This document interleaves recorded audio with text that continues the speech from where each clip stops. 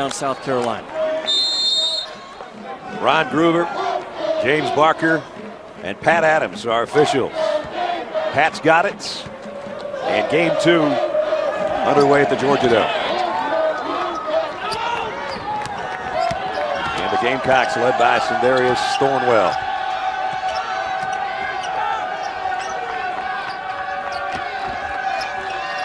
Henry is not a big scoring threat. He looks to get rid of the ball and set screens more than go to the offensive glass. Here's a trap right away by Arkansas that causes a turnover. Good job by Bobby Portis, the big 6'10 freshman out of Little Rock, to come out in hard hedge and stay with the hedge action on the trap. Arkansas forces that ball towards the timeline on any ball screen. South Carolina has seen it the first possession. What do they go to the next time? And just like that, Arkansas gives it right back to South Carolina as the ball goes off Michael Qualls. I will say this about South Carolina. They're not bothered by turnovers or missed shots. They will climb up into your jersey and be a very physical half-court defensive team. Arkansas is going to have to handle their pressure as well. Gully guarding Thornwell all the way up court. I mean, right in his trunks. Gully very handsy, Brad, to start that game out top, where we have a big emphasis on officiating the game right now. Thornwell around a pick to pick up his dribble, and now trying to get rid of it. Carrera trying to go up and under on the baseline, and in and out. Kaitchenis on the other end. Quick jumper by Cody Clark. One of the more underrated players in the league is Cody Clark, Brad. He touches the game in every area. Rebound, steals, assists. He can make baskets. How about Gully with a steal? Speaking of steals. South Carolina with a 2-turnover start here in the first minute and a half. Clark will try another one. Got another one. But I'm telling you, the guy is a shot maker. Maybe the glue guy that holds this entire Arkansas team together is Cody Clark as an upperclassman. The first go-around back in February in this game, and they've got to call timeout. And Frank Martin is not going to like this opening minute and a half. And he's giving his team the normal routine. Trailing 4-0. That's who he's been for 30 years. That's who he was as a high school coach in Miami. South Carolina knew what they were getting when they hired Frank Martin. Principal Financial Group, edge to the game. Well, if you're Arkansas, you want to get against that pressure of South Carolina. Get shooters loose if you're South Carolina against the Arkansas pressure. On the back end of it especially, and answer Arkansas's scores, Brad. You can't allow Arkansas to go on 6-0, 8-0 runs. And if you're Arkansas, all hands on deck now, I'm telling you. If they have any indication of Tennessee tomorrow, forget that stuff. This is an Arkansas ball club that has played their way into contention for an NCAA berth. A loss today sends them home and they're done. A win today might just be enough regardless of what happens tomorrow. The Razorbacks with full court pressure. I mentioned Dwayne Notice will be in the lineup quickly. He's in there right now. He was the nucleus of their win last night.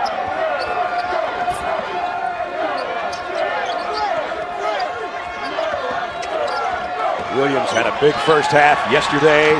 Throws it away here, and Qualls will go to the free throw line. Now Arkansas suffocating Brad in their half-court defense to start this game. They're choking off the first pass. They're choking off reversals. And South Carolina now, although it's early in the game, they're going to have to start driving this ball to relax that pressure that Arkansas is throwing on. Qualls is one of the better athletes not only in the SEC but in the country. And this guy can shoot a gap as well as anyone out there. Sophomore out of Shreveport, Louisiana.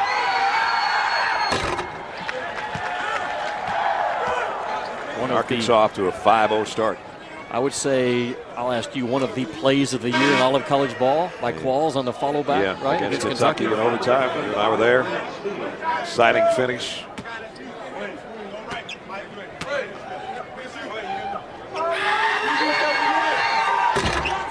Came up short on the second one.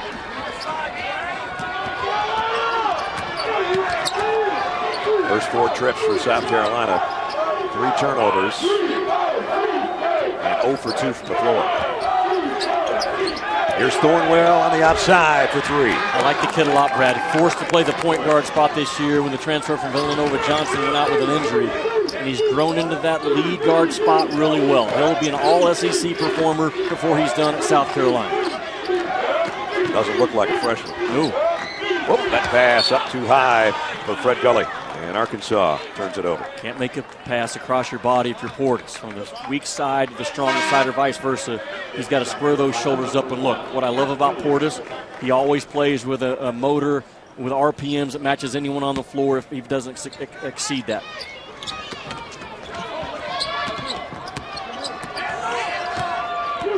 Wayne Notice on the dribble against Gully. Thornwell will pull up and bury it. Back-to-back threes for Thornwell. Brad, he's 6'5". He can make guarded shots. He and Williams and Notice, all three guys are capable of going for 20. Arkansas is going to have to be locked in all evening long. Thornwell with back-to-back buckets gives South Carolina the lead by 1. The ball out of bounds to the Hogs. Yeah, we played 3 minutes and change, and Arkansas has not been called for a foul yet. And they've been very handsy with their defense. So this early looks like an officiating crew that would benefit Arkansas. Walls for 3.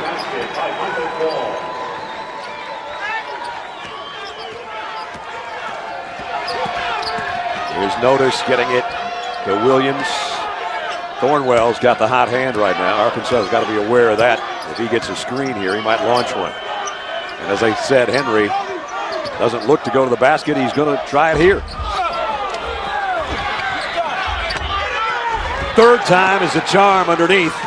And it was Demetrius Henry. I believe that's the 5th offensive rebound already in this game for South Carolina. One of the areas of concern for Arkansas all season long is their second shot defense. Tie game for the first time. And Portis dribbled it off his foot, got it back somehow, and put it up off the window. Bobby Portis. Freshman out of Little Rock. Gully tried that once and got away with it, didn't that time. And Arkansas is very good at hot stove touching you as a defender. And too much touching there, I think. Should be a foul on Gully. And it is. Gully picks up his first. Arkansas has got a 2-point lead. South Carolina has missed 5 shots in this game. They've gotten 4 of them back. They're rebounding at an 80% clip right now. And for South Carolina, if you're Frank Martin, you've told your guys, look, I know there's been a lot of hand action on you with that basketball. We have to play through it and be strong with the ball and adjust to how this game's being called. Arkansas, I said, going to the break is very good with a hot stove action where you get that one legal touch on the ball handler and bring that hand back off. And they've been very good in how they've utilized it so far in this game. Here's Dwayne Notice, the freshman. And looks like we got some stitches going on over there on the bench. Kitchenis? Working on, got to get Bertie Pacheco over there. Kitchenis above the left eye. Notice got the second. Now full court pressure by South Carolina. This is Madden. The lob to Portis. Good looking play. Yeah, it really was because of a bad pass by Madden. He threw a lob pass below the shoulders of Bobby Portis. And because Portis has such great hands, he can go ahead and finish it. Williams. I thought he got fouled when he let go of that 3. No call on that. And Arkansas keeps it alive. Right, you have to protect the shooter. An airborne shooter's airborne until he comes back down on the ground, and I agree with you.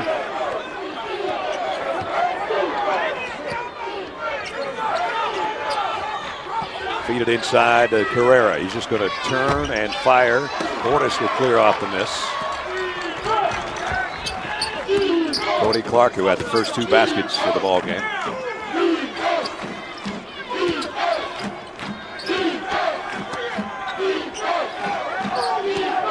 South Carolina settles in defensively. Portis got his man in the air. He's going to take the jumper. Good position and a good box out by Notice for the rebound. Portis is going to ball fake every time he catches it on the perimeter. South Carolina has to understand that and stay down. He's ball faking you to drive and shorten up the change that the defense is putting on him. There's a pass I'm talking about. That ball is below the shoulders of Portis on an alley-oop play around the rim. So the pass isn't good, but Portis is so good with his hands, he can take a bad pass and still finish. Arkansas is going to go to the bench. Moses Kingsley is going to come in, and Portis will go out.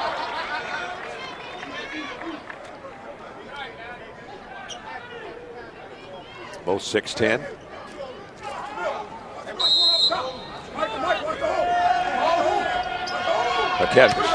Bakevicius with the inbounds pass.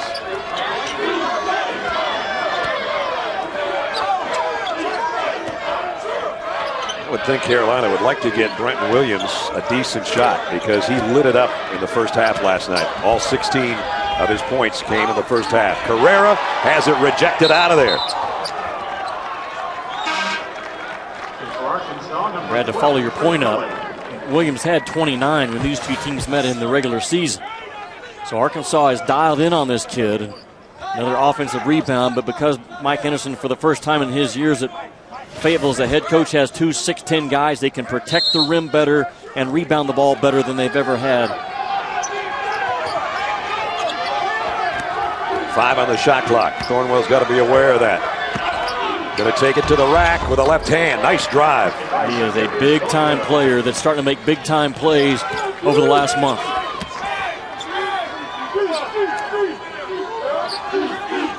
You have a young player, Brad, that doesn't give in to the pressure of the shot clock like Thornwell just did, just maneuvered right through it. Boy, that's a good sign now going forward in terms of personal growth as a player. Here's Wade on the drive against Carrera. Got it up off the window and drew the foul. At times, Sindarius Thornwell at 6'5", he plays too tall. But the more I've watched him play over the last month, the lower he gets, especially his first couple of bounces. That's the winning part of the play. And Thornwell won that play with his first 2 bounces because he got low as a 6'5" point guard. And then how about changing hands in midair? Not bad. He has a very good basketball mind. He's coachable. He's just got some intangibles about him that almost some Marcus Smart intangibles about him in terms of his leadership and his voice as a young player. Yep. Wade got both free throws.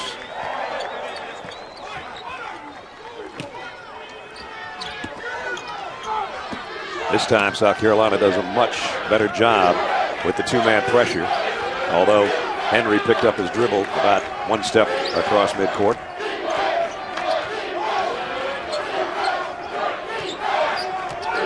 Notice as a power guard that will get his backside into Gully and try to offset that pressure. And Pat Adams says, okay, that's enough of the hand fouls, the touchies. Gully picks up his second. They let a lot of that go, actually, the first couple minutes, we thought. You know, I was watching Pat Adams and Ron Groover and James Barker the first 3 or 4 minutes, and it's almost like they kept talking to Arkansas about watch your hands. And finally they said that's too much hand action.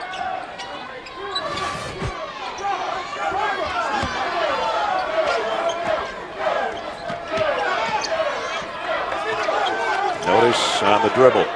Not much offense for South Carolina. They're trying to get something going here to maybe free up Williams. And he's standing still in the corner now. Carrera. Well, that wasn't much of an offense, that's for sure, but he did get the foul. Right, within the first 2 minutes I talked about, Arkansas is climbing into the jerseys of South Carolina, taking all the first pass away. And South Carolina is going to have to start attacking it off the bounce. That time it was Carrera. I agree, it didn't look pretty, but it's the play that he had to make to kind of make Arkansas back off their pressure. Carrera, 63% free throw shooter.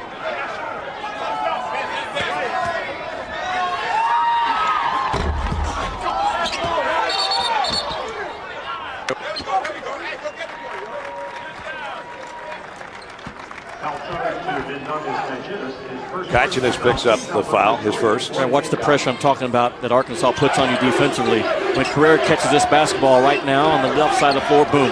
Watch Mardrake's way. Hand action, boom. Take a stab at it. Take another swipe at it. And you have to drive through that type of pressure and make plays.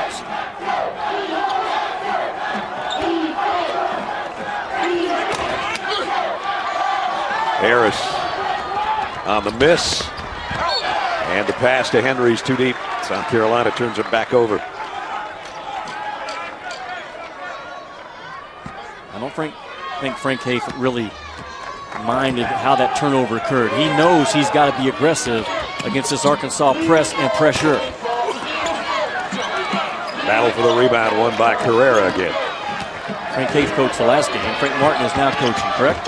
Yes, there you go. And Frank Haith coached a long time in the last game. He coached about 3 hours.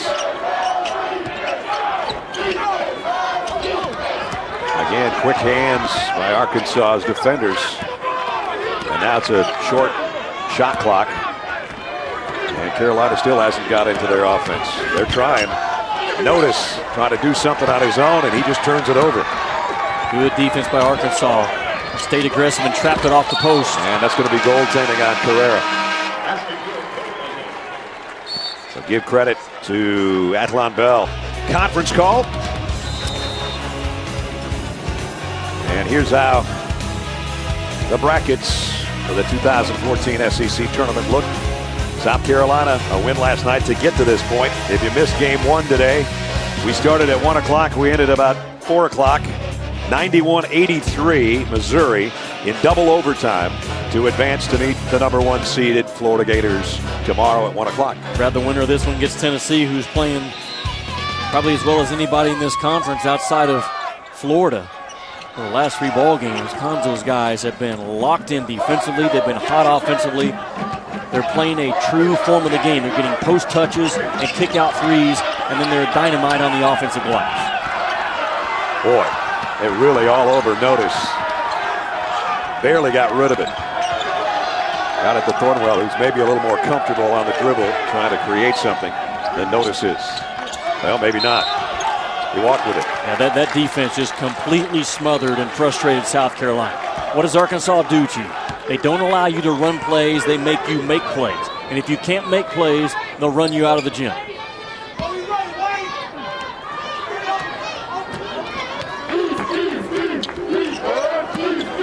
Wade right now at the point. Here's Bell around a screen. Missed a 3. Kaitchanis on the rebound.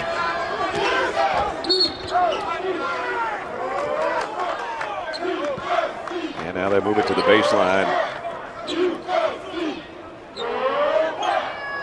And Thornwell will inbound. Kaitchanis is not a big scorer, didn't even look to go forward there. Just wanted to get it back in the guard's hands. #1's got to get a shot sometime. There's a 2-3 matchup zone by Arkansas, and the back line of that zone, all 3 spots are interchangeable. Dangerous pass on the inside, and luckily for South Carolina, a foul on Bell. Arkansas is wired, Brad, to be a disruptive defensive team. They don't react to what you're doing. They put the pressure on you, and they try to disrupt everything you're doing, either when they're man or in their zone. Thornwell gets trapped in the corner, and he's just going to bounce it off Bell's leg to maintain possession. And now it's even a harder spot to inbounds the ball from that deep corner.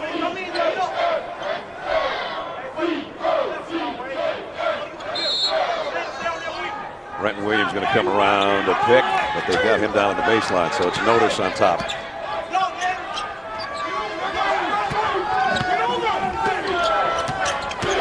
South Carolina hasn't had a decent shot in forever. There's a pretty good one and a pretty nice one. Thornwell, 3rd 3 of the first half. Brad, he's going to have to continue to make contested, guarded shots in this game. Arkansas is alive and alert, and they're hot defensively. So you're going to have to drive the ball at the white jerseys, get them to react and try to disrupt you, and then make guarded shots. Because Kai Madden and Wade did a good job of throwing hands up and flying by and distracting him, but he jumped up and still stuck it. Sundarius has already got 3 more points than he did in the regular season game against Arkansas. Nice block shot on the inside. Razorbacks get it down to Kaitchanis for the tie. Frank Martin has seen something on film that says, when we get the ball, I want to run. I think he sees that Arkansas sometimes they aren't in sprint mode in terms of their run-to defense. Going to call a foul on Steele. His first. Twice in this game, Frank Martin's guys have gotten the ball off the defensive board, and they've flooded the middle of the floor with a big, or at least with someone with some size. That time it was Kaitchanis. So what he has spied on is Kingsley and Portis sometimes are not the best at running rim to rim. Madden had a little trouble getting it inbounds. Haidar in the lineup at the point now. Madden got his man in the air, and he's going to go to the line for three. Williams bit that fake completely, and Madden got airborne just in time to draw the foul, and he'll have 3 free throws. Arkansas is so good and so well drilled on ball fakes and selling the ball fake all the way to the eye level, and you have to be disciplined and stay down. This is an Arkansas team that they're going to make 6, 7, 8 threes a game on you, but you cannot let them start ball faking you and driving to the paint, being the aggressor, making free throws, and setting up their full court press. Rashad Madden, Arkansas native, 6'5" junior, misses the front end.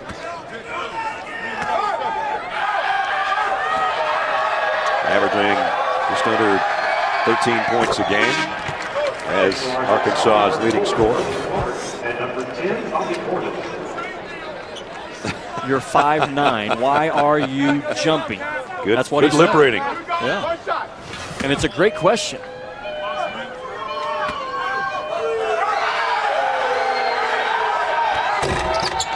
Madden got 2 out of 3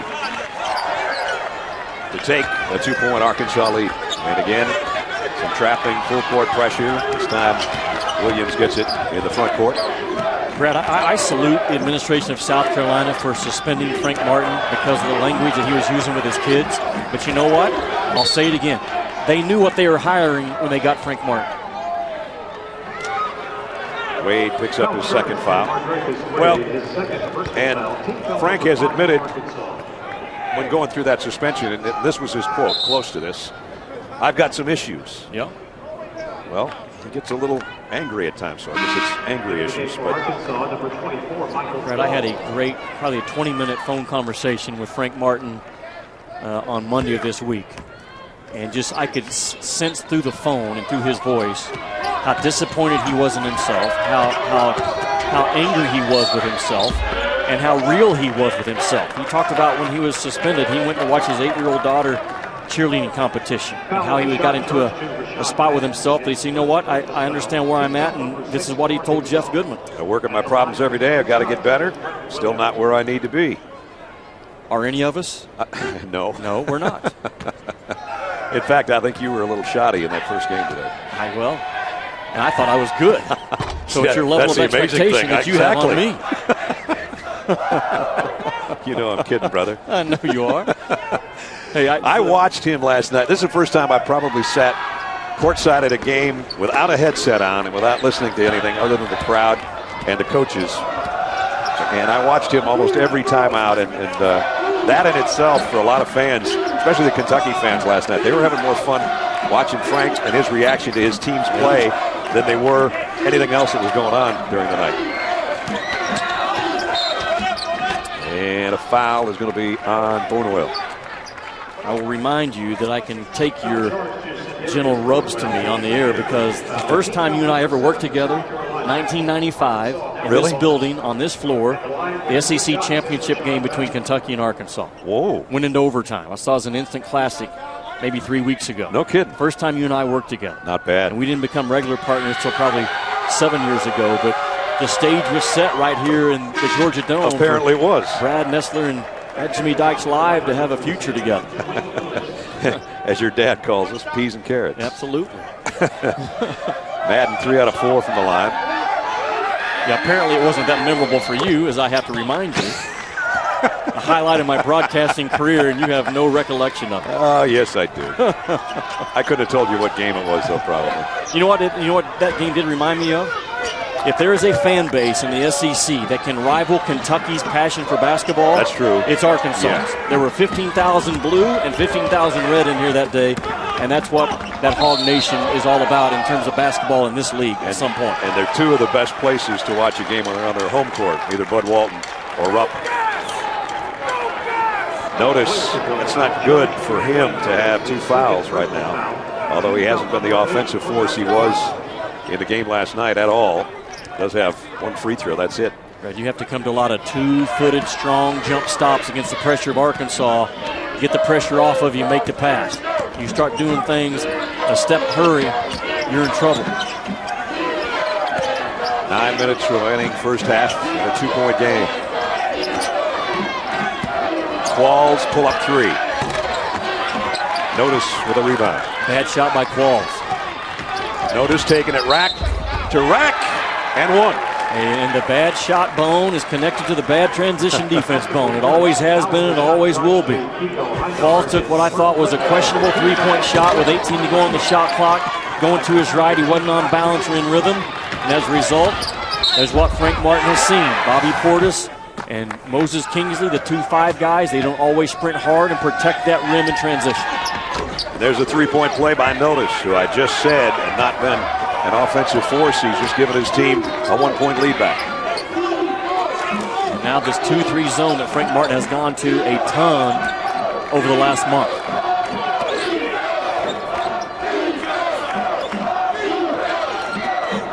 Portis from 15. Clanged it off the back of the iron, and Henry with a rebound.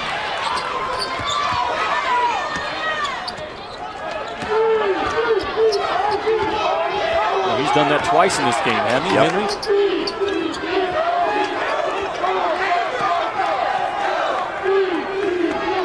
He gets his hands on the ball for the most part. He's trying to get rid of it as soon as he touches it. And boy, Arkansas knows about number 1 and how he shot yesterday, because he hasn't had a chance except at the free throw line. Williams doesn't have a field goal yet. And you mentioned he put up 29 and had 6 threes the last time these two teams got together. Well, there's no rhyme or reason when Arkansas is going to come and trap you just like that time. There was no indicator that on the first pass to the wing that the press was going to come. But boom, bam, they get it on you quickly. They keep you guessing. They keep you disruptive in that Mike Anderson system. Madden gets a breather here. 11 on the shot clock. Brian Steele will trigger it in to Notice with 10 to shoot.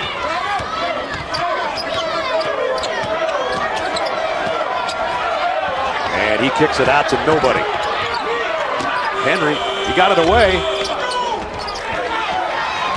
That's not the shot they wanted or the offensive possession they wanted, obviously. And then you add to the problem with a foul by Henry underneath on the other end. 7:45 remaining in the first half. Arkansas trailing South Carolina by 1. And Mike Anderson will talk with Shannon when we come back. Carolina trying to surprise Arkansas after winning to get to this point last night. Shannon talked with Mike Anderson during the timeout. Coach, as you get ready to get in this huddle with your guys, what's going to be the key point of emphasis for your guys? It's going to rhythm on our defense. I think we're fouling too much. We're causing havoc with our defense, making them take tough shots. They started off getting like 4 offensive rebounds, so we just got to get a better rhythm defensively and offensively as well. Let's attack. We're in the 1-on-1, so we got to take advantage of our mismatches that we have. They are winning the rebound battle right now, 15-5. How much of a point of emphasis will that be for you guys? That's going to be a big emphasis. I mean, that's what we talk about coming in this game here. That's their strength. It's going to be won in the paint, so we just got to do a better job of putting body on body. Thank you, Coach. Okay. Well, when you're coaching your 32nd game of the year, that's the way your voice sounds. Like, usually it's a little clearer than that, a little raspy there. Today, 43% from the floor on the short end. Rebounding-wise, only 3 points off turnovers. They had 23 points on South Carolina turnovers when they played back on February 19th. And Arkansas can offset that rebounding number if they continue to force turnovers. Ultimately, the game of basketball is a game of possession, the number of possessions you can get. But Arkansas can't continue to let that rebounding number be doubled up on them or more like it is right now.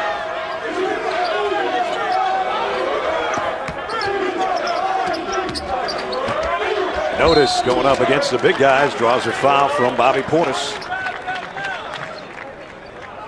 Brad, what I like about Dwayne Notice, he's 6'2", he's a 220-pound freshman combo guard. A lot of ball. He's a Canadian, played AAU ball actually with Andrew Wiggins on that Canada under-19 team. He's a power guard that not going to break off plays too many times in normal game, but this is not a normal game. So he has the power to get inside of that Arkansas defense and get himself fouled.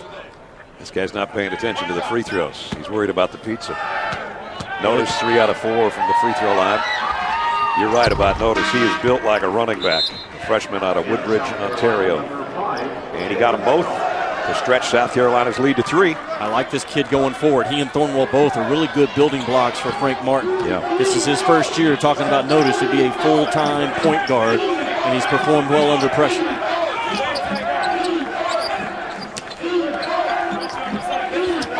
Three-pointer off the mark.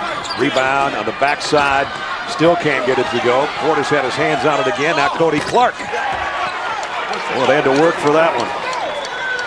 Well, Mike Anderson told Shannon that he was going to address it in the timeout about the importance of getting on the backboard. And Arkansas comes out very aggressive with 3 guys on the missed shot fighting each other. That's what you want as a coach. And again, going to be full court pressure here from the Razorbacks. And Steele looking to get it in. Does. But Jalen Shaw is in the lineup for the first time. And Shaw says, I didn't know I was going to draw 2 guys back here right away. Whoops, almost an over and back. Nice job by Shaw to jump over the midcourt stripe. Yeah, I don't think both feet and the ball were ever established by the pass. I think you're right. It was very close there. Kaichenis trying to get rid of it. 6 on the shot clock and a double team on Williams. Boy, Carolina's having all kinds of trouble. An extra pass in a hurry. What a job by Brian Steele to get that ball off his hands and get it down low. Kevich's first basket of the ball game. Talk about a late shot clock. That looked like it was going to be a disaster, Jimmy. Absolutely, for South Carolina to keep their composure going full speed. Very impressive. Cody Clark straightaway 3 is off the mark. Easy rebound. But what South Carolina did under pressure, they finally got the ball to the middle of the floor and took away that Arkansas pressure, and you must do it. That ball in the middle part of the floor is a problem for Arkansas. They want to keep you on the side and keep you trapped up just like that. Just like that. Great defense again. And now Cody Clark fouled on the way to the hoop by Jalen Shaw. Now with the shot clock winding down 2 possessions ago. They're trapping the life out of the ball. Boom, right there. The ball got to the middle part of the floor, and a terrific emergency pass is what it was. And you could not have had less time remaining on the shot clock and to get that basket underneath. Cody Clark, a Birmingham native, with his 7th point in the first half. You mentioned he does a little bit of everything right. 47% three-point shooter, 81% from the line. First time these 2 teams met, he had 12 points and 12 rebounds in a solid double-double effort. And Brad, he does those rebounding numbers. He's really only about 6'5", to be honest with you. But he's wired to go get loose balls, get you extra possessions. He had 16 and 14 against Florida. That's a pretty good front line to do it against. Boy, they're all over Notice. They get it to Williams, and now he's got Portis on him. And a swarming Arkansas defense almost came up with a turnover. Instead, Portis takes his seat in the Gamecock band. And they got a 10-second call out of that, I think. And for Mike Anderson to have an athlete the size of Bobby Portis that he can put on the front of the press or as a wing trapper is very impressive. Multiple guys that can play multiple positions within your defense.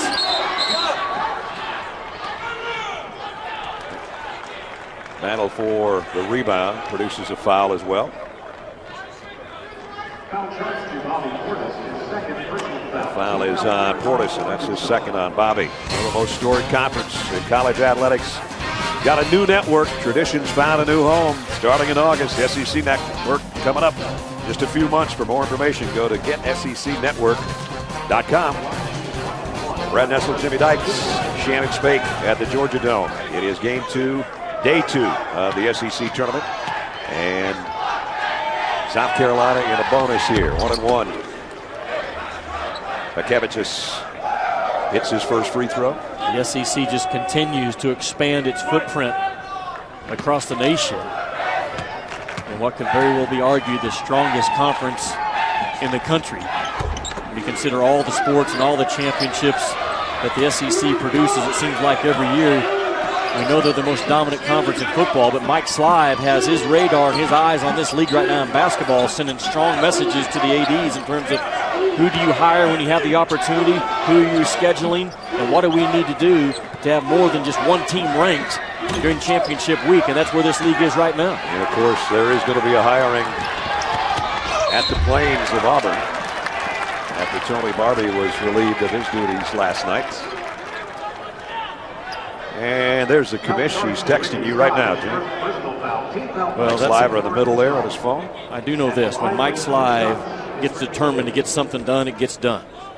And we know that he had meetings with the athletic directors in this league, just talking about how we're going to grow the product of basketball here. He is not pleased at all with the possibility of this league having only maybe 3 teams in the NCAA tournament. It could grow to 4. It could grow to 5. All depends on what happens the next 3 days. Yeah. You mentioned Auburn just missing Tony Barbie. And honestly, I was kind of surprised that he was back for this year as well. But I think the names of Bruce Pearl, Mike White at Louisiana Tech, Donnie Tindall at Southern Miss, those 3 names I know will at least be in the conversation for the next coach of the Auburn Tigers. And, of course, with their football team playing for the national championship this year, they want the basketball program to be in that same vein. They've got a beautiful new arena. Well, it's a couple of years old now, but down to 4:40 in the half. Biggest lead of the ball game for South Carolina. Rather not turning it over. South Carolina's not in the half court. They've kind of settled down. They've settled the pace down a little bit. Ja'Cory Williams is going to pick up the foul. And again, Carolina shooting free throws the rest of the way here. Fouling negates effort. And if you're Arkansas, you don't want to allow South Carolina. You're better than South Carolina. You don't want to allow them to stay in the game or have a lead because you continue to put them at the free throw stripe. And Lekevich just sort of talked that one in.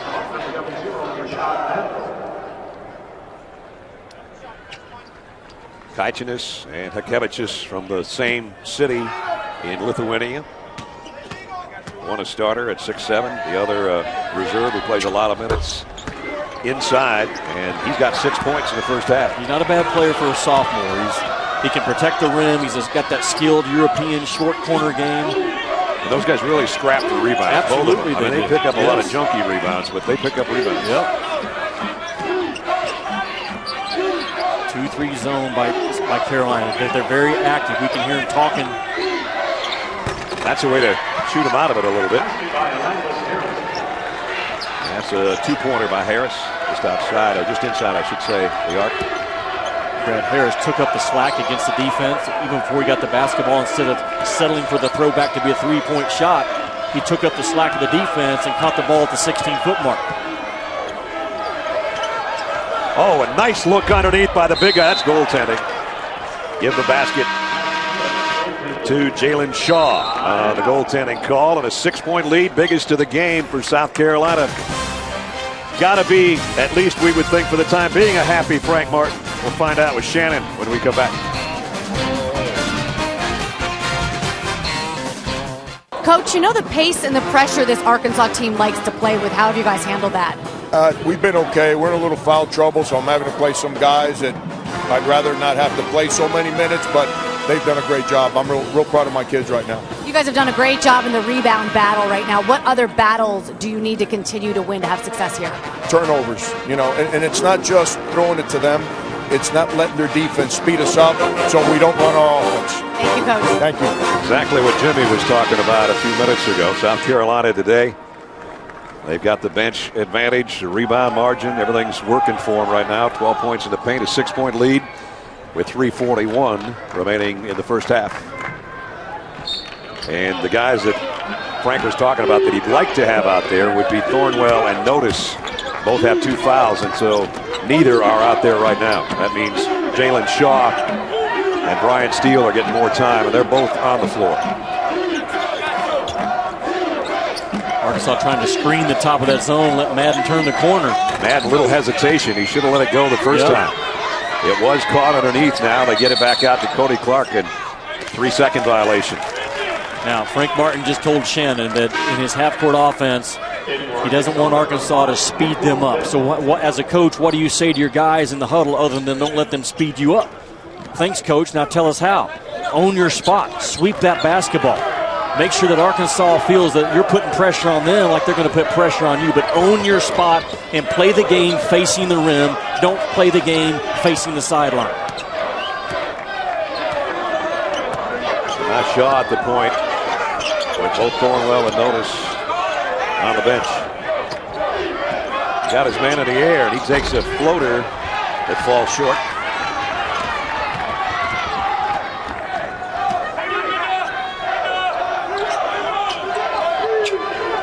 There's a strong move, but a blocked shot by Akevicius. And now he gets it out to Williams. He still hasn't gotten open for a three. And the freshman takes 2 shots that both miss in the last 2 possessions. Terrific effort, though, and urgency by Akevicius from behind. Harris can sometimes struggle with length around the rim defensively because he's really only 6'6" himself. Then he runs the other direction with a post run and a kick out. And his foul at the end of that entire series was an effort foul. Frank Martin will say nothing to him because it was an effort play. And the officials over at the scores table, I don't know if it was a clock situation, possibly. We didn't get a foul signal, at least not preliminary foul signal. Pat Adams having a look at the monitor on the far side.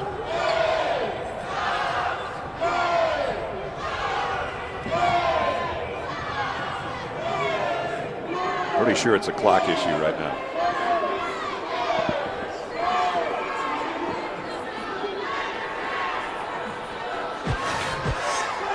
Let's see if the clock stops. It did. It did. And it's still not moving. So a little freeze up at the Georgia Dome. Brad, they should have a stopwatch over there that they can go to and start that stopwatch and stop it, make sure they get the right amount of time on that clock.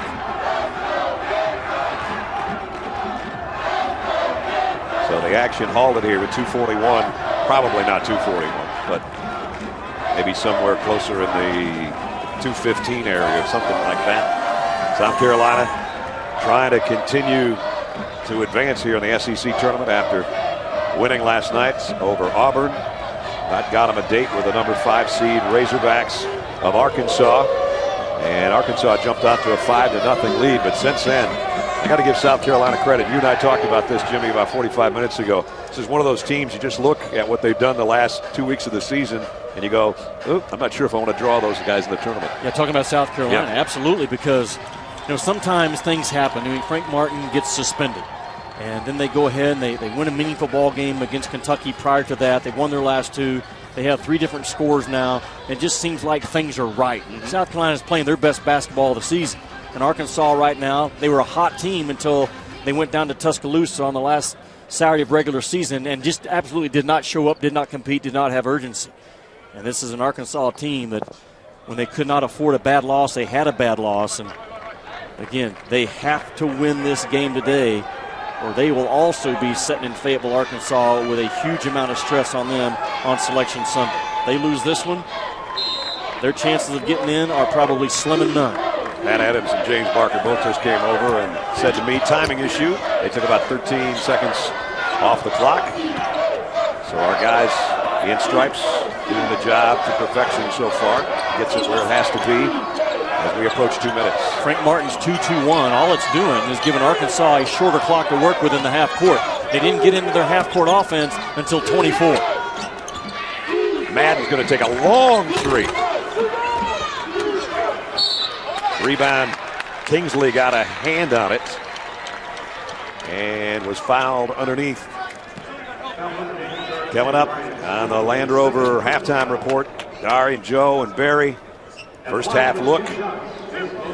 2 overtime thriller in game 1 tonight, and they'll look ahead to the second half on our C Spire halftime report.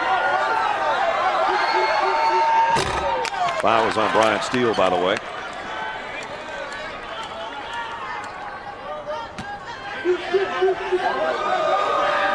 Kingsley, a freshman. Native Huntington, West Virginia Prep, a native of Nigeria, got 1 of 2.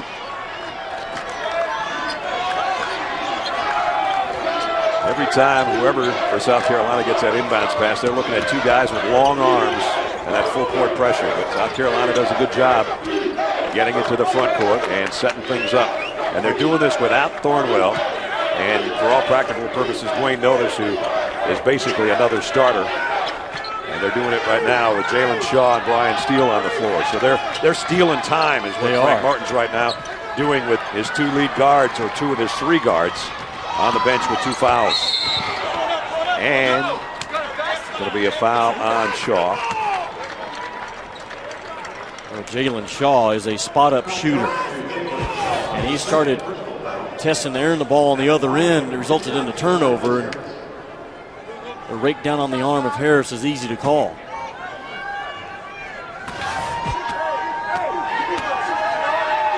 Harris came to Arkansas by way of Houston, a Little Rock native. He's got 3 points.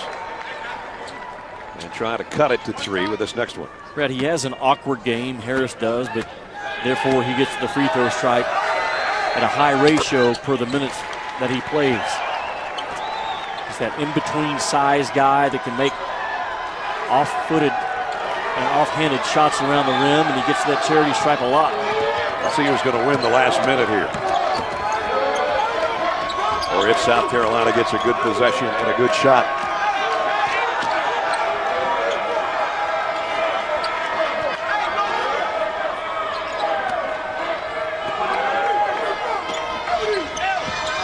And we're down to a minute and 10 seconds on the shot clock. Steele's going to lob it underneath. Talk about a dangerous pass. Knocked out of bounds with 3 seconds remaining on the shot clock. So they're going to have to hustle on this inbounds play. Keep an eye on Hikevich's number 14. And Arkansas doesn't have the size to protect him around. Look at this. Boy, they got an easy look. It was Kaichinis instead of Hikevich's, and he missed in close.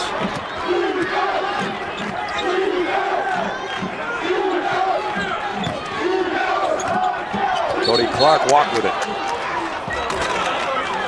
Knew what he wanted to do, but he took a quick step beforehand. That's only 4 turnovers, but that was a costly one with an opportunity to cut the lead to 1 or maybe tie it up. Brad, you're right. Frank Martin just trying to steal away this first half with foul trouble. And ideally, they would want to take the very last shot of this first half. Nice ball movement. Here's Steele on the baseline for 3. I promise you Frank Martin didn't want that shot, but he'll take it. The sophomore out of Greenville, that's his 9th 3 of the year. You talk about a dagger here late in the first half. And it's a good thing that he made it, because he may not come out of the locker room for the second half had he missed it. And Madden missed, and South Carolina might have one more chance here. Although they're going to say that last touched a Gamecock underneath. I thought it was off Arkansas. And look at this. There's plenty of time to close out the first half. 22 seconds, and he lets one fly for his 9th made 3 of the year. Yeah, you're right. Had he not hit that, Frank Martin might have come right out of his 5 o'clock shadow. And he's asking Kaichinis, what are you doing? I mean, the ball was clearly going to go bounce out of bounds, and South Carolina would get the last shot to close out the first half, but now Arkansas has 1.7 ticks to work with. Now, early on, the guy that got some foul trouble, but boy, he was huge. Darius Thornwell, freshman out of Lancaster, South Carolina. Didn't matter which side of the floor he was on, or switching hands on the inside. 3 threes, including this last one. 11 points. He leads the way for South Carolina, but he's been on the bench, I don't know, for about 8 minutes, hasn't he? Frank Martin told me earlier this year that Darius Thornwell is the 2nd most talented freshman he's ever had as a head coach, next to Michael Beasley at K-State. Here's the inbounds play, and the last shot goes for 3. How big was that turnover? That is all on the ball going out of bounds and allowing Arkansas with 1.7 to work with on Kaichinis. We go back and look. Highlights, 1 a miss, 1 a hit. Now we've got 20 minutes to decide it. 20 minutes or more, we got to put it that way, because we played 2 overtimes in game 1 as Missouri advanced. And on the baseline, we immediately have a foul call.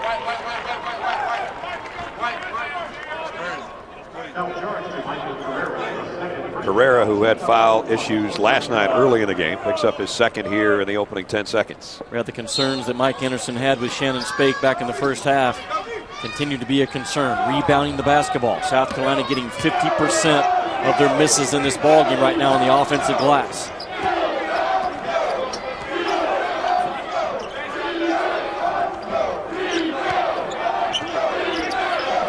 Arkansas only shot 33% in that first half. Walls taking it in traffic. And again, some physical play on the inside. Cody Clark. Battle for the rebound. And it's a tie-up. And it'll be South Carolina ball. Statistically, in the first half, Thornwell, 11 points in a hurry, but his last point came with 10:44 to go in the half because of foul trouble. Cody Clark, 8 points and a couple of rebounds. Well, South Carolina had the lead, Brad, at the half. Sindarius Thornwell played 9 minutes. Brenton Williams, our leading scorer, did not make a field goal. A lot of good things, a lot of good vibe for Frank Martin to work with during his halftime talk. And as Joe said at halftime, they got to get number 1 involved in the offense somehow. I know Arkansas has done a great job surrounding him when he gets the ball. Herrera, nice hang time, missed the shot. Qualls saves it. Boy, in a conference tournament, you have to make shots around the rim, uncontested 2-footers. I realize this is nobody's home court, but how many of those have we seen already today? Yeah. Qualls off the mark on a 3. And a push underneath is going to go against Arkansas. It's going to be on Portis, I think, and that's 3 on him. So that's something that Mike Anderson didn't need to think about right now. 3 fouls on his big guy. And Mike Anderson went 12 deep. He played 12 guys in the first 20 minutes. Not afraid to rotate guys in. His bench produced 12 points. Most of those came from Antoine Bell, who had 5. One problem Williams has in this game, he's being guarded by Kai Madden at 6'5", so there's 6 inches right there that Madden has the advantage on, and once he gives it up, Madden is almost face guarding Williams, now all over the floor. And they tried to feed it inside, and he threw it right to Cody Clark. Qualls, he can get up as well as anybody in the country, but he's going to have to earn it because Henry was not going to let him make a poster of Demetrius Henry. Frank Martin trying to get Brenton Williams involved in this game offensively on a backdoor cut, a UCLA high post back screen, but the pass is not delivered well, and Qualls is 10 feet and in. He owns that part of the floor in transition. He split his 2 free throws in the first half. 5 points for Michael. Can make it a 1-point game here in the opening couple of minutes of the second half. And here comes full court pressure again from the Razorbacks.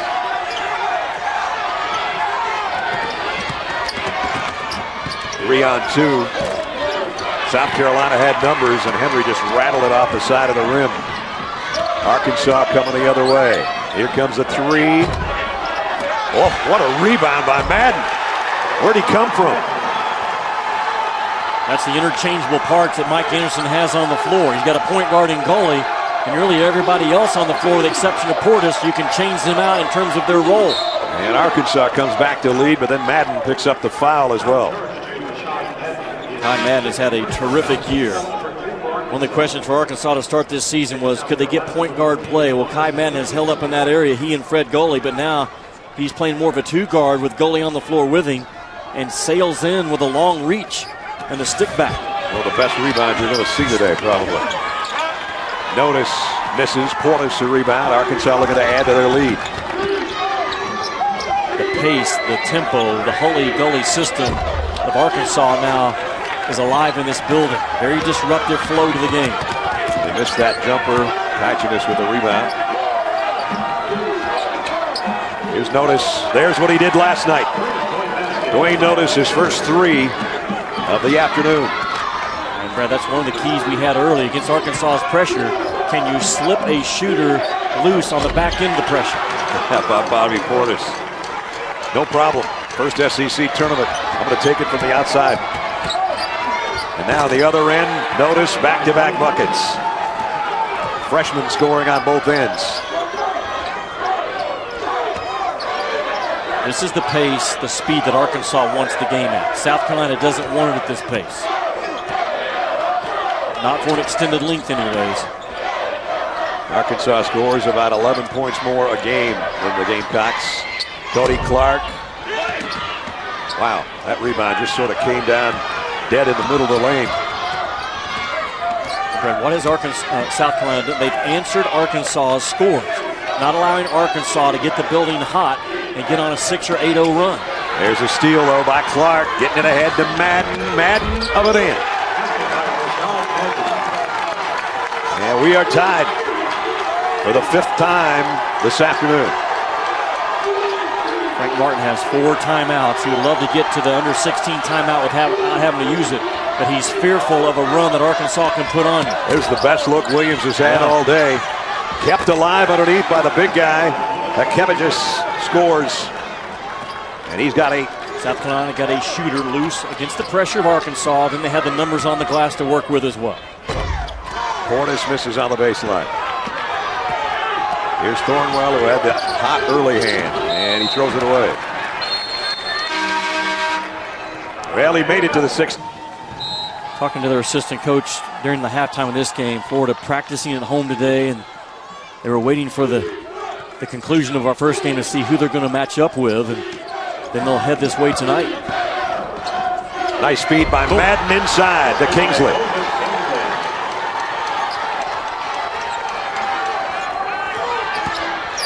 .42-42 tie. Thornwell trying to go inside, had it stripped. And it'll still be South Carolina ball. South Carolina in attack mode against Arkansas's full court pressure. Kai Madden, I talked about his first year as a full-time point guard, and he's handled it really well. Learned to play the game a little bit lower himself as a tall point guard, similar to what Thornwell's learning to do. Thornwell, a jump stop in the lane, had it rejected out of there by Harris. So the shot clock does not reset. Notice dribbling through traffic. And he had it rejected by Kingsley. Back-to-back blocks by the Razorbacks. Now they're running. And Madden flips it up there and drew a foul. Brad, Arkansas really has South Carolina right now in the mode of just making you make plays. Harris gets the first clean erase of what was going to be an automatic 2, and then Kingsley gets the other one. Now Arkansas's defense is really starting to get hot. You can get hot offensively as a club. You can also get hot defensively. And Arkansas is starting to kind of feel like that's where they're heading on the defensive end. And Madden's had a great start to the second half.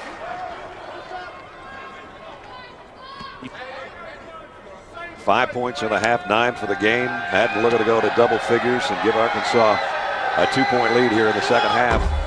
Came up short.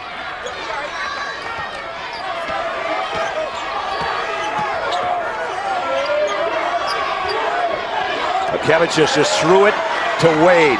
Terrible pass in the backcourt. That's what Arkansas does to you, Brad. They don't give you different looks. Seldom will they throw their press on with the same type of look back-to-back possessions. They can 2-2-1, they can man-to-man, they can face guard, they can random trap you. And right now, South Carolina is in survival mode over the last 90 seconds in this building.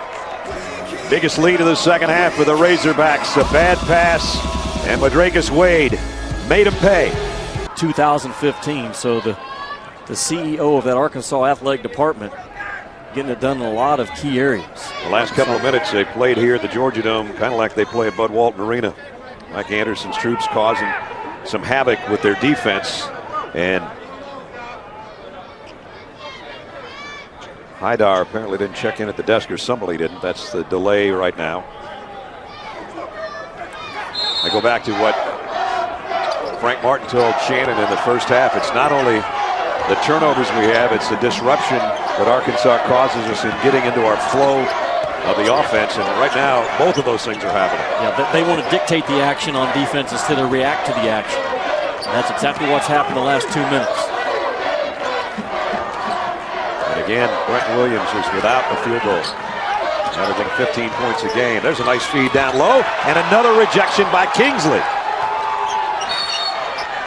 And notice is fouled as he's dribbling for an opening again.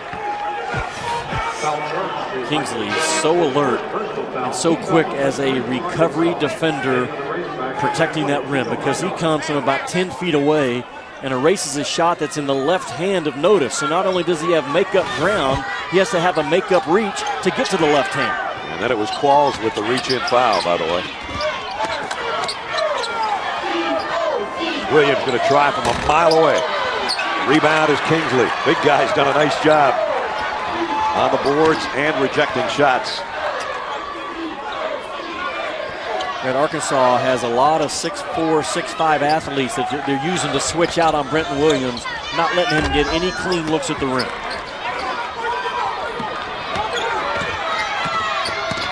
I'm not sure he's had more than one good look, and he was wide open and missed it. Yeah, I agree. Now Hydar's on him at 5'10". This could be the time that Williams gets loose. Oh, nice bounce pass inside, though. And Hakevicius has got 10. Good set of hands by Hakevicius. That ball was thrown a little low to a 6'11" player, and he caught it on the move.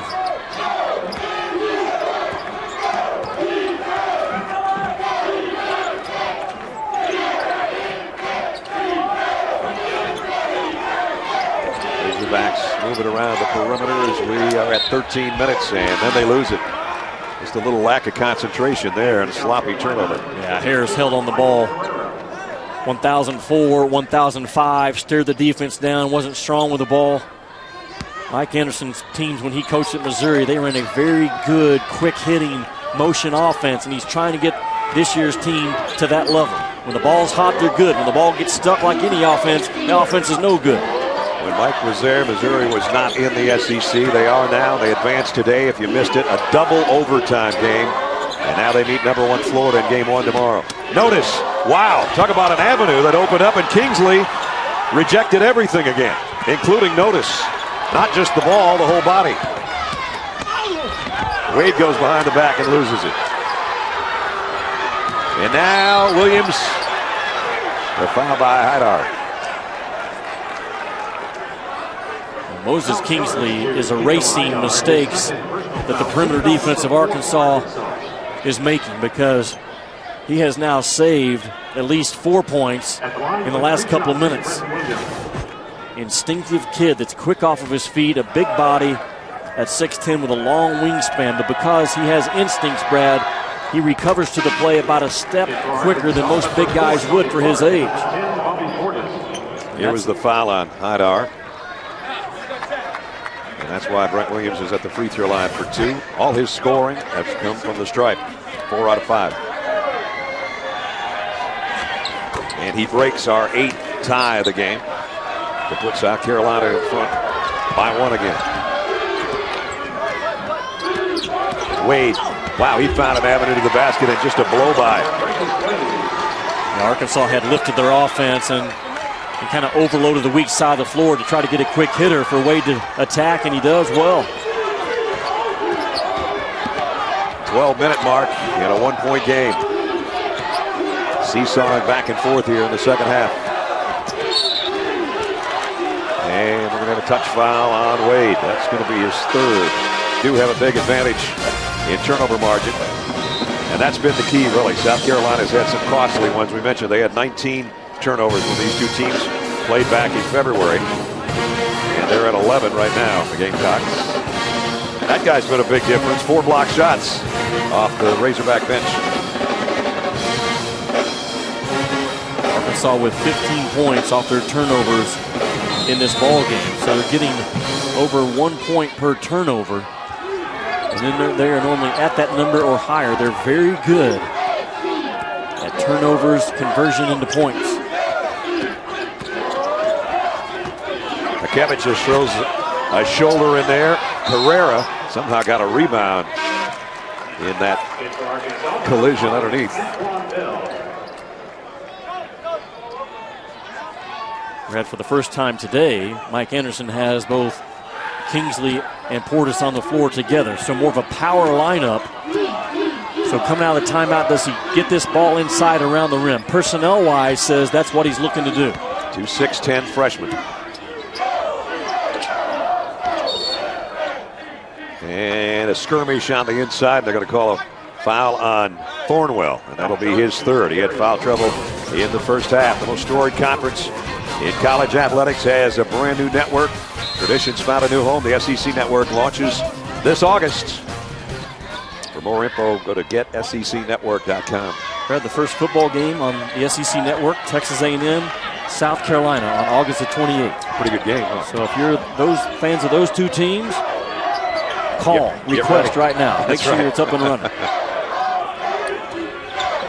Portis, cross-court pass, a dangerous one, but it made its mark. Antoine Bell. I like Frank Martin going zone against the size of Arkansas. Now Portis made a 15-footer, but he couldn't afford to go man-to-man because Arkansas had a mismatch either with Kingsley, Portis, or Cody Clark. Frank Martin says enough of that. I'll go zone. If you make a 15-footer, so be it.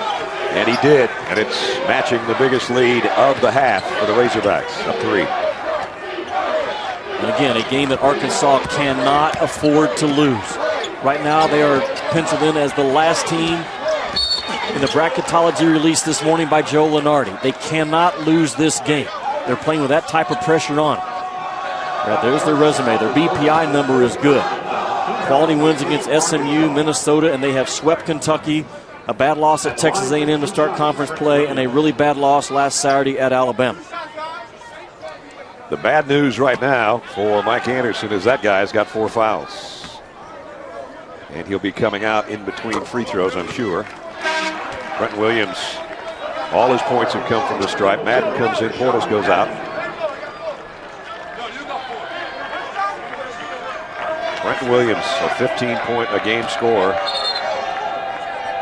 Had 29 in the first meeting to go with 3 rebounds, an assist, and a couple of steals. And today, everything he's earned has been at the stripe. 6 out of 7.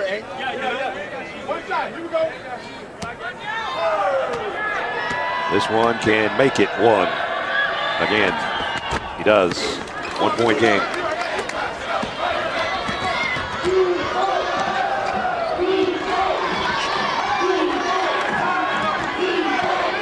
Madden trying to work in the lane, and he's bumped. Dwayne Notice has got 3 now. So Thornwell and Notice, the 2 guys that had some foul trouble in the first half, find themselves in deeper water. 10:24 to play, and they each have 3. Off the inbounds, Cody Clark goes straight up with it. And Carrera hasn't done much as a scorer today. In fact, he hasn't scored, but he's gotten some big rebounds, and he's fouled. So Madden's got 3, and Portis has 4 for Arkansas. There's your foul trouble for the Razorbacks. And in the bonus, Carrera walks down the other way in a 1-and-1. He missed his first 2.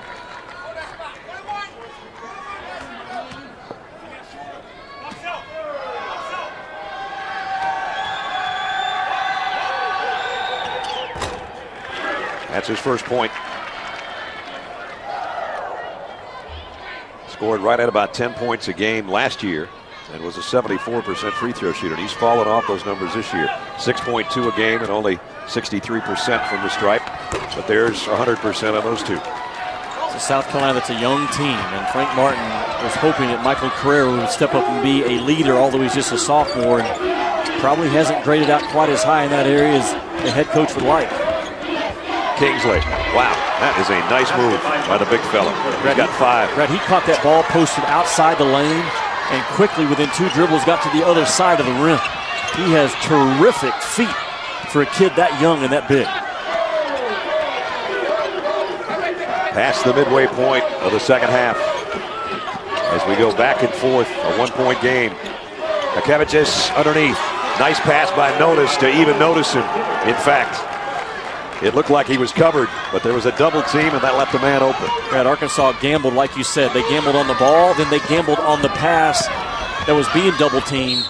And back-to-back gambles gives a wide-open layup.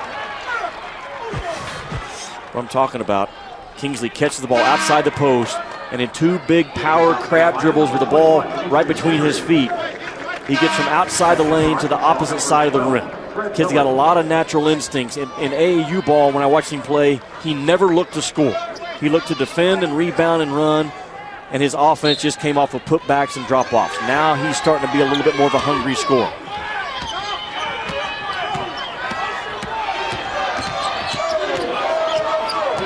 Notice working against Gully.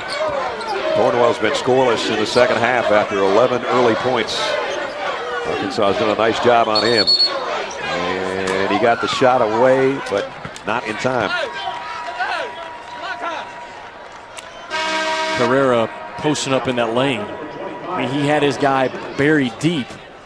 So he gets called for a 3-second count. And you know what? That's on the guards for not throwing him the ball, because he was doing his part by posting up. He had his guy whipped, and the perimeter game of South Carolina turned him down. Not only that, but the whistle obviously had already blown, but Cornwell was squared up for his best shot attempt of this half to try to get him back on track. Loose ball rebound comes to Gully.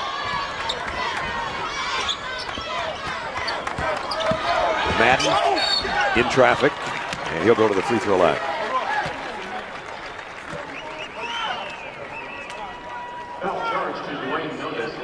And Dwayne Notice now has some issues. That's 4. At the line with 2 shots is Rashad Madden. That's going to bring Brian Steele off the South Carolina bench. But he is not the scoring threat that Notice would be. And Brad, you're starting to maybe see the effects of South Carolina having to play last night. Yep. Arkansas played 12 guys in the first half, so their energy level, the motor that Arkansas is playing with has not dropped off. And it could be starting to get into South Carolina, because now instead of the feet being able to keep up with the pace, they're having to reach a little bit. The foul trouble and the tired legs may be starting to play into this game. With all that said and done, it's a tie ball game with 8:45 to go.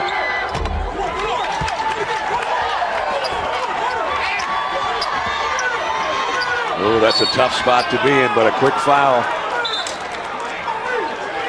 And it's going to be on Gully. South Carolina had to win last night just to get here, beating Auburn 74-56. Mississippi State did in Vanderbilt's season, and they'll play Ole Miss, their rivals, in the Egg Bowl of sorts at 9 o'clock tonight. LSU and Alabama, the early game this evening. But the survivor of this one goes on to meet the 4th seed Tennessee. Missouri in double overtime beat Texas A&M earlier, if you missed it. And that's the first point of the second half, and it comes with 8:43 to go in the ball game for Sendarius Thornwell. And this is a kid that's 6'5". He's 210 pounds as a point guard. He's had games. He shot 18 free throws against Virginia Tech in a scrimmage. So from day one, even back in the fall camp, this kid was wired to get himself to the stripe because of his big body and how good he is off the bounce. You really consider where he scored in the first half. He went about 12 minutes without scoring anything between the first half and the second half.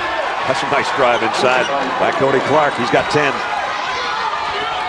And now on the break, Williams has it pinned against the glass. That is goaltending. So that's going to be Brenton Williams' first field goal, and it really didn't go through the net. And Frank Martin continues now. He is not backing down when Arkansas puts any type of pressure on. He has turned his guys loose and said, get this ball to the rim. Continue to attack. And I think South Carolina's had a very high IQ in terms of when to go and when not to go in the numbered break. Kind of amazing to me in watching them last night and watching them again today that they lost 19 ball games this year, because they played with a lot of heart. And they're not quitting. They're not going away. Demetrius Henry picks up his 3rd. Brad, I've seen it a lot over the years that a team kind of struggles all season long in terms of wins and losses, but they don't struggle with their effort. They don't struggle with their fight. Then all of a sudden they win a game like against Kentucky, and they feel good about themselves. Coach gets suspended, then he comes back, and who knows behind the scenes, but when it was just Frank Martin with his guys, what was said, but it just kind of seems like that they are a lot more together and a much more resilient group in the last just 3 or 4 days. Yep.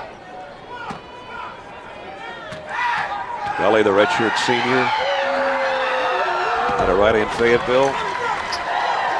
Went to the same high school you did, didn't he? Yeah, one of one of several great athletes to come out of Fayetteville High School.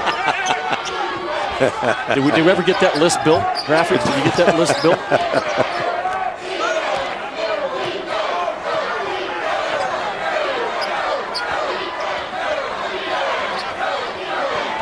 Steele's going to try another three.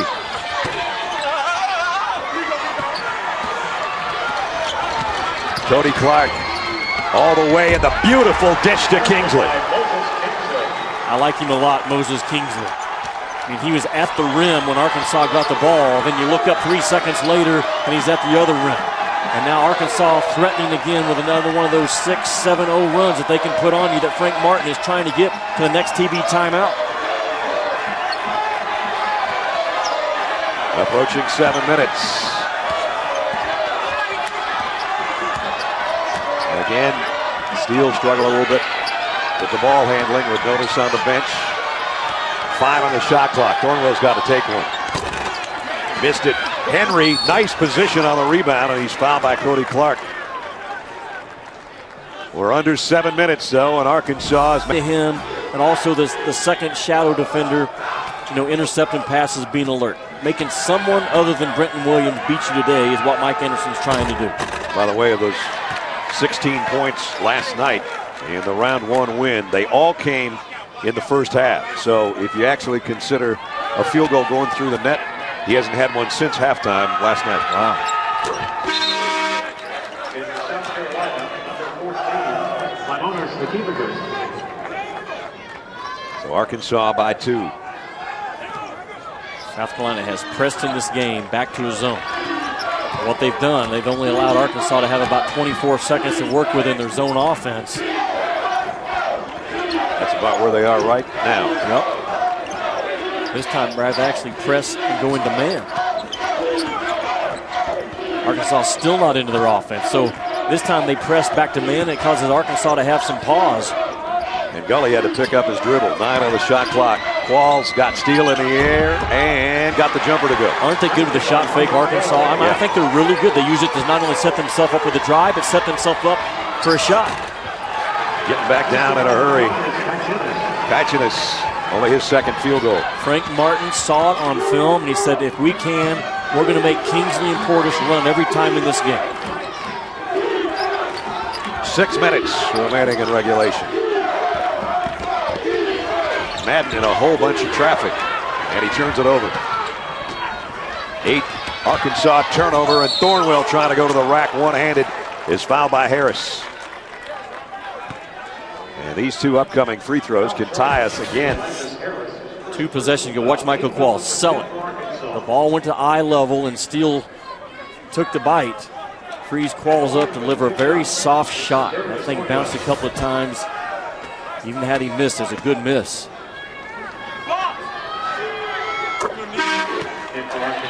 3 straight free throws for Thornwell.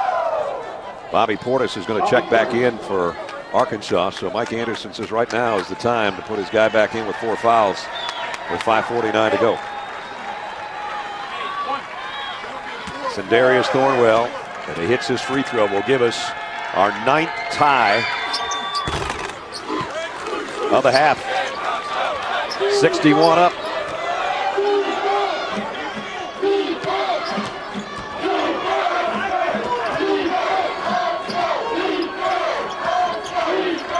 Madden again works the baseline in traffic.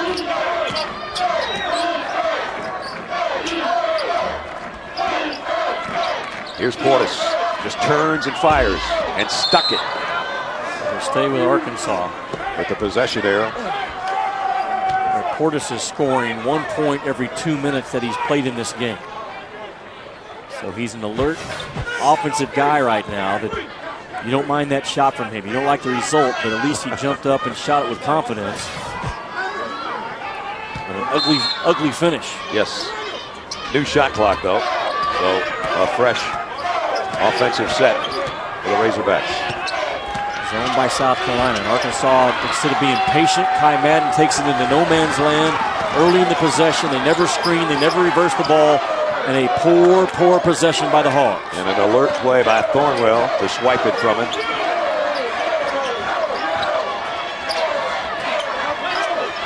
Akevicius again, that left shoulder. He leans in, gets the hook shot, draws the foul.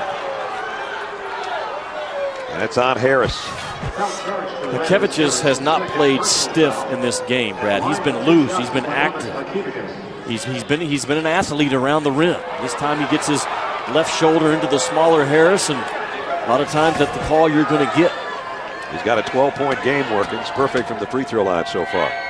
You know what he did on that play, Brad? He played like a 7-foot, 250-pound guy. Yeah, use your body. Yeah, he caught the ball, got his body into the defender, got the ball up on the rim. That's what you ask 7-foot, 255-pound guys to do. This is his only miss from the free throw line. And he changes our lead with a career-high 13th point.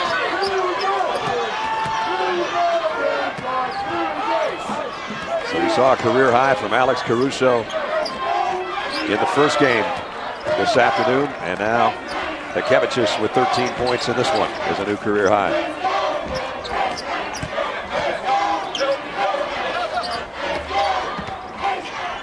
Portis right back to Clark. South Carolina trying to swarm defensively with 5 to shoot. Portis up and under. And he continues on that 1 point every 2 minutes that he's playing in this game. Again, we change leads. Back to Arkansas by 1. Arkansas goes zone. It's a 2-3 zone, and again, the back line of that zone, all 3 guys are interchangeable parts, so it's not a traditional 2-3. It can confuse you at times if you're not careful. Cornwell missed. Steele inside. Brian Steele's had a couple big shots in this one. That's been Arkansas's issue all season long when they go to that 2-3 zone.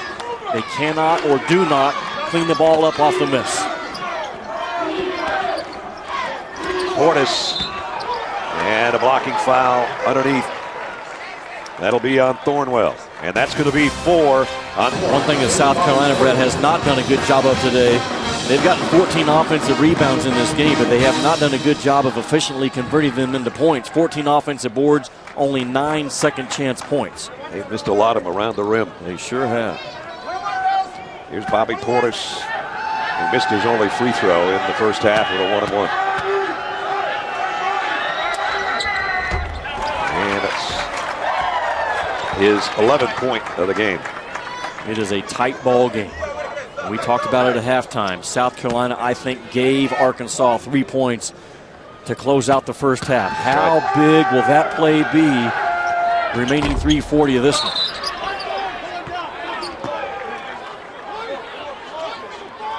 And Cody Clark called for the foul, trying to battle for the rebound on the inside. That is what I'm talking about. The game clock winding down the first half. This was going to be South Carolina's ball, but Kyson tries to save it for no reason. Frank Martin says, "What are you doing? What are you thinking?" And with 1.7, a downscreen headhunter action for Antoine Bell. Boom, sticks a 3 at the buzzer. A critical 3 points that Arkansas got that really South Carolina gave to them.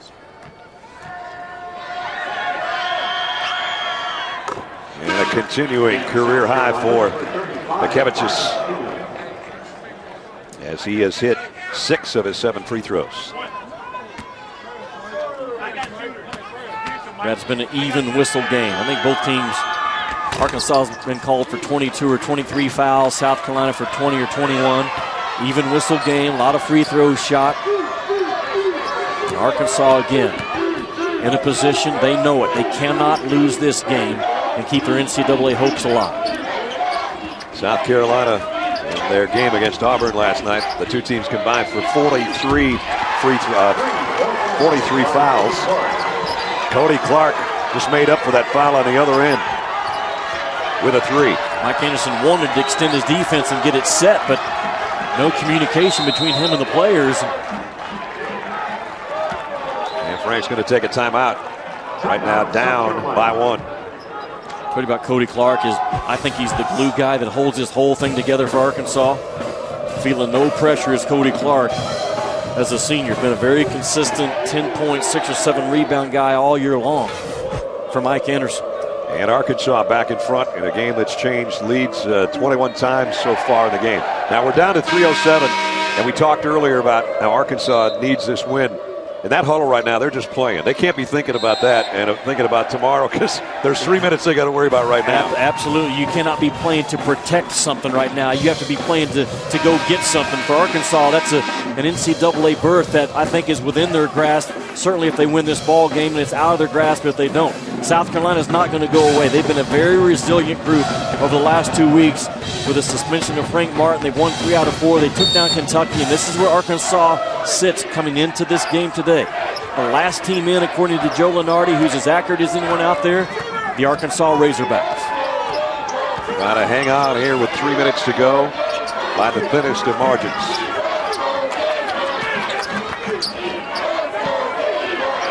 Kevin just has to get rid of it.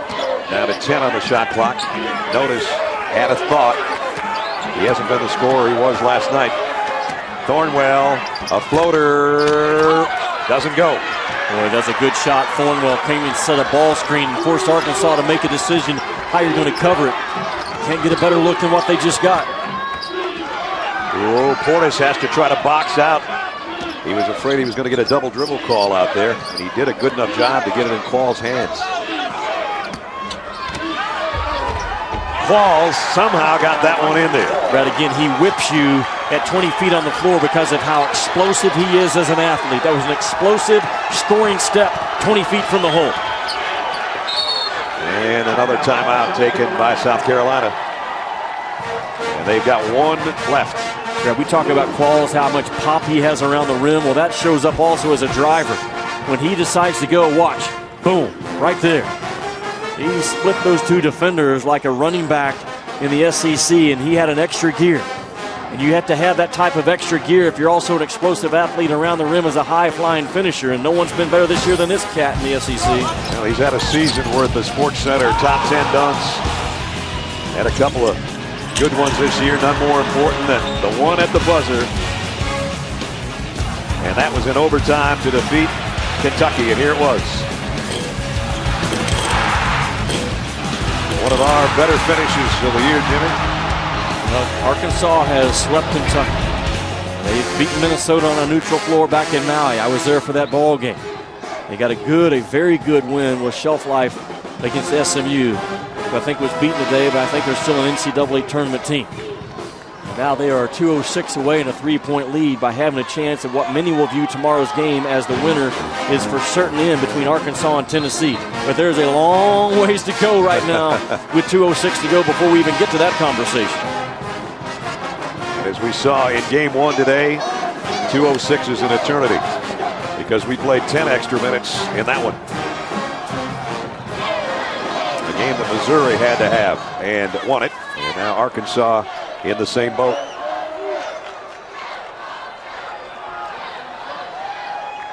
So right now, Kaichenis and Williams and Thornwell, and notice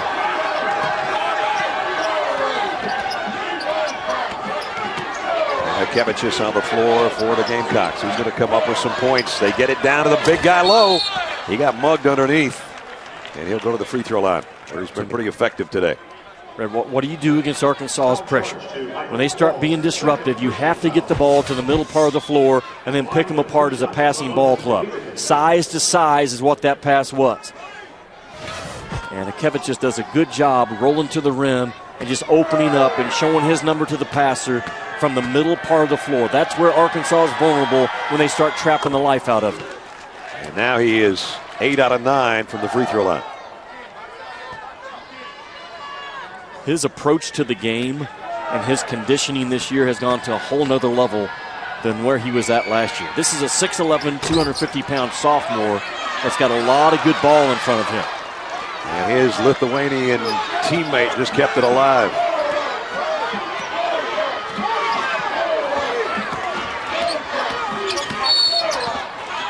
And now another foul. I think it's going to be on Cody Clark. That's his third. And the line with 2 shots is Darius Thornwell.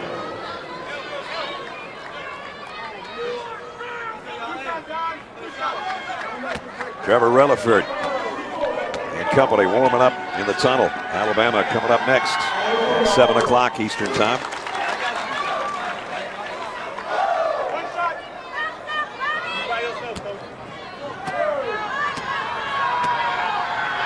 yet another tie in this game. And there it is. Does he play like a freshman? No, it doesn't even look like a freshman. No, if you didn't have a chart in front of you, which I don't, by the way, he does not look like, in any aspect of how he carries himself, his body language, nothing about him looks like a freshman. Under a minute and a half.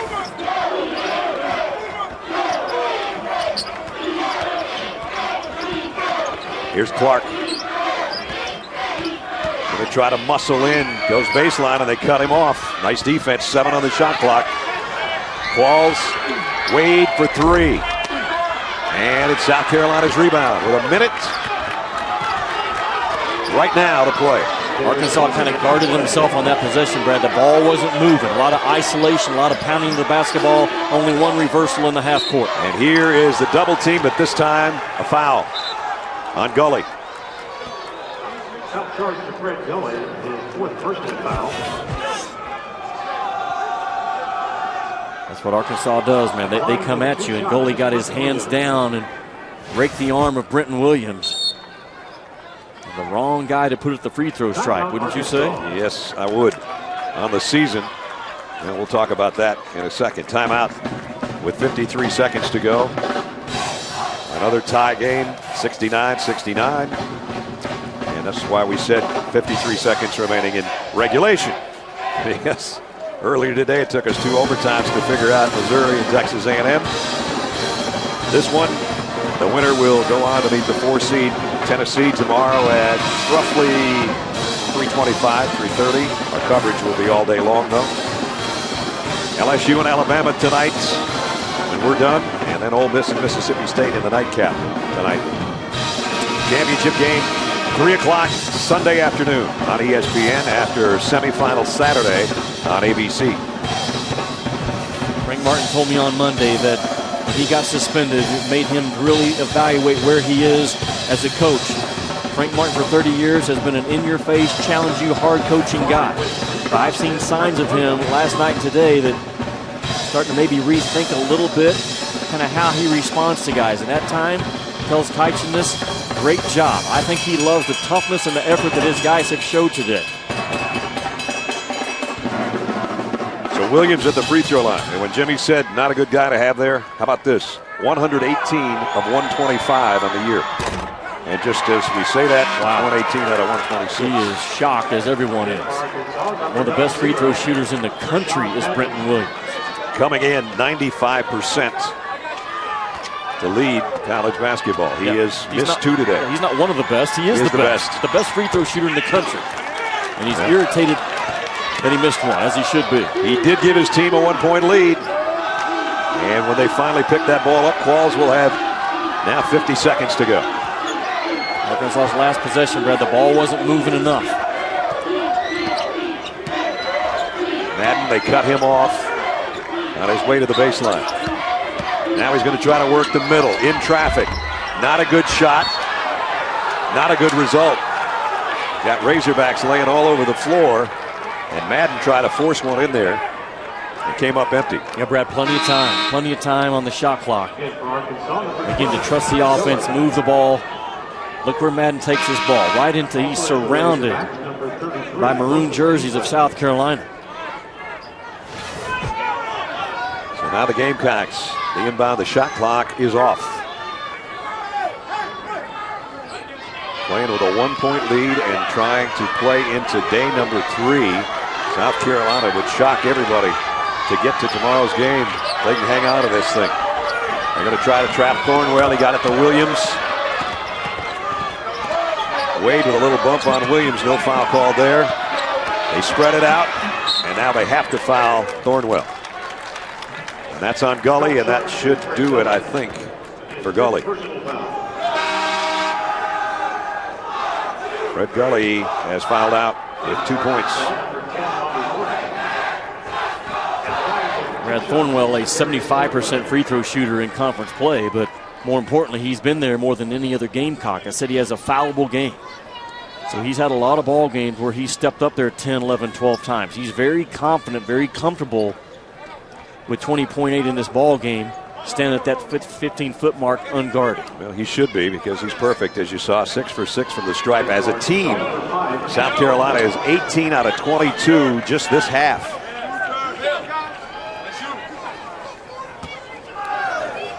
Sindarius Thornwell at the stripe. All his scoring has come from the free throw line in the second half. And every time we brag on a South Carolina free throw shooter, one pops out of there. Carrera comes back in. And Thornwell can make it a 2-point game here.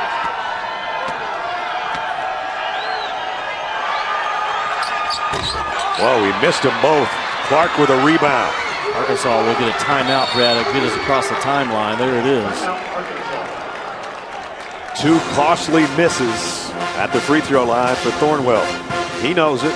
His coach knows it. His teammates trying to tell him to keep his chin up.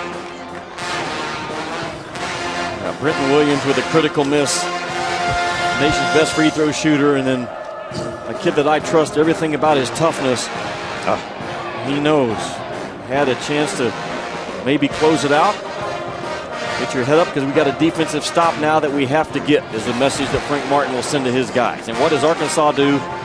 Come out of their timeout, partner. They've been in this spot a lot, and they haven't always been clean. Right. Trying to close out games.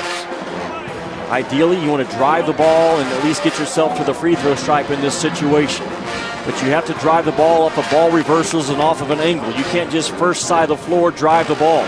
Frank Martin's defense is too good. They're too gap sound.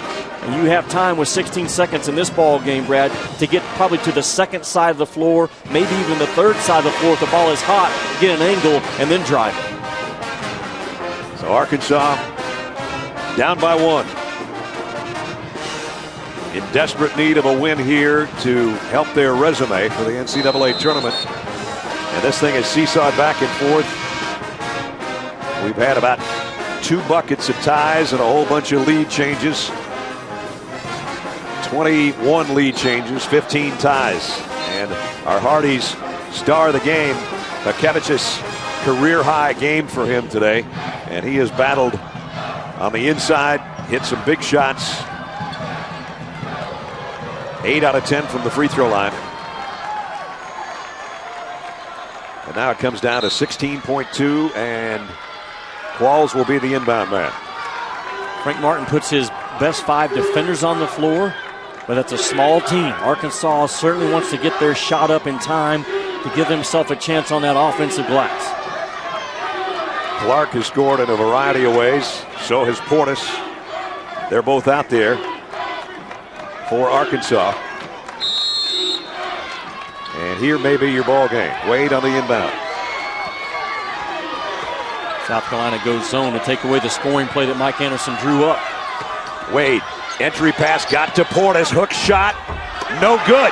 Carrera the rebound. And he's fouled. Well, if you design a play to get the ball to a high school All-American right in front of the rim, that's what Arkansas did. Yep. Bobby Portis just doesn't get it to drop. South Carolina goes zone, and a small wall thrown up by Sindarius Thornwell, Brad. A freshman point guard is the resistance between Bobby Portis and what could be a game-winning, keep your NCAA hopes alive. And Thornwell, smaller defender, throws up a wall and gives just enough resistance and doesn't foul to maybe extend South Carolina's season. And Carrera, who only scored 4 points with 1 rebound last night and has only 2 points today on a 2 for 4 shooting from the free throw line, but what a huge rebound. Brad, I said in our open, I thought this was a dangerous game for Arkansas because of all the talk about the game tomorrow against Tennessee, the winner of this one, and how hard it is to get that out of the system. I think they've been locked in, but South Carolina, a dangerous club, winning 3 of their last 4. They've taken hard coaching. Frank Martin, I think, has changed a little bit because of the suspension, and now Carrera with a chance to put 2 more points up. Even if he hits them both, there's still a chance for Arkansas, but only 2.9 remaining. And the first one comes out. And now a timeout taken by Frank Martin. And he's going to put his big guy back in there. Kevich's. Carrera's got one more free throw to go. Even if he hits it, it's a 2-point game. And Arkansas would have 2.9, and 2.9 is a lot of time. So the decision has been made for Frank Martin, because had he made both free throws and you go up 3, then you bring in the equation. Obviously, under 6 seconds, a perfect opportunity to foul and not let Arkansas tie the thing up with a 3. But now it's all about trusting your defense. And what will Arkansas do? Make or miss? Mike Anderson has to draw it up right now. Now Arkansas still has a timeout to use. And if this ball goes through, I wouldn't be surprised to see Arkansas burn one more timeout and give them a little bit more time to talk and digest the situation, because with 2.9, that's 3 seconds. Easily time for 3 dribbles of the basketball to get a shot off. And if Carrera misses this, Arkansas has to make sure they box out and get the rebound.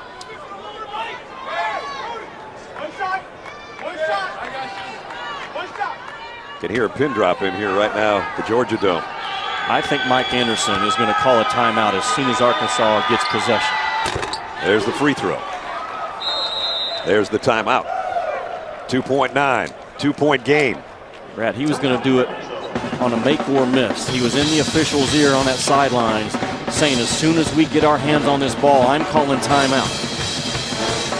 So now the make goes, and what does Arkansas have? Again, you have 2.9 seconds. You've gone over this a lot of times in practice. You know how much distance you can cover in 2.9. You have time for 3 dribbles, 3 quick dribbles and a shot at the very most. Or you have time for a pass around the timeline and a kick out, a bounce, and a shot.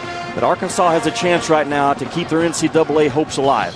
If you're South Carolina, you want to keep everything in front of you. Don't let anything go long. Challenge shots, you certainly don't foul. Going to be interesting to see who South Carolina puts on the man that's going to throw the ball in, too. Do they put a Kevich's down there or somebody with long arms? There, the size of a 6'11" guy, making sure he understands, don't break the plane, don't reach over, don't do anything that gives Arkansas points. We gave them 3 points to close out the first half. Let's don't do anything to shoot ourselves in the foot right now. That's exactly who's down there. And Cody Clark to inbound. Here's your ball game, 2.9. Cody Clark gets it in to Madden. Madden runs it up from just by half court, and he almost hit it. And South Carolina has survived to advance to quarterfinal Friday. Do you believe it? And Arkansas, obviously dejected. Did their NCAA tournament hopes just go by the board here at the Georgia Dome? Brad, I believe it did. And Arkansas, Rashad Madden catches the ball running away from Arkansas's basket, so you're going to lose about a half a second or 7/10 of a second. You want that ball to be thrown down the floor, or certainly to a guard that has his momentum going towards the basket, and you can cut down the length of that shot by probably 10 feet. South Carolina fought their guts out in this ball game, and you salute the Gamecocks for now advancing to tomorrow afternoon. And how much legs will they have left? Right now, I think they're just having fun. They'll just keep playing until somebody decides to stop South Carolina. They advance. Here's how the bracket looks. South Carolina goes on to meet the 4th seed Tennessee. Missouri took 2 overtimes to beat Texas A&M, and they meet Florida tomorrow. But yet to come, LSU and Alabama, Ole Miss and Mississippi State. Final score, South Carolina 71-69. The SEC basketball tournament will continue tonight at 7 when it's Bama and LSU.